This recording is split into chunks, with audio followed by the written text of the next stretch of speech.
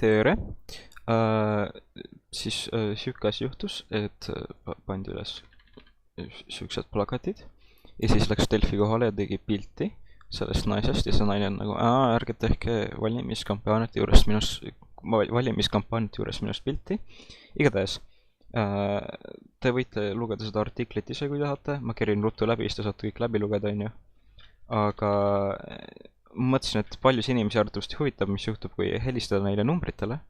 Nii et ma teen selle kohta video, et kõik ei peaks helistama nendele numbritele.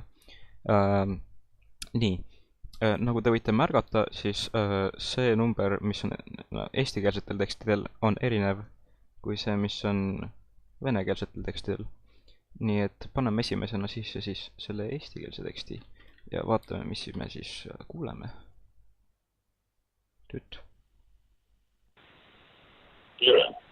3. märtsil toimuvad Eestis Riigikogu valimised. Mina kandideerin. Meie, eestlased, peame kokku hoidma. Vaata kindlasti, et sa seisad õigel poolel. Tere! 3. märtsil toimuvad Eestis Riigikogu valimised. Algusest peale, nii et nüüd võime proovida seda teist numbrit. Nii, siis see venelaste number.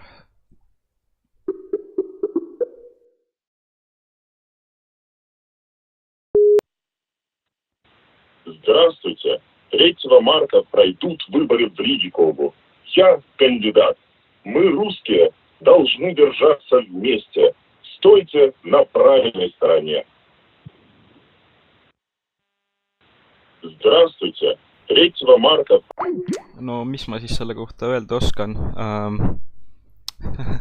Ma ei oleks arvanud, et ma leian kunagi kellegi, kellel on halvem mikrofon kui mul, aga näete, mis juhtus.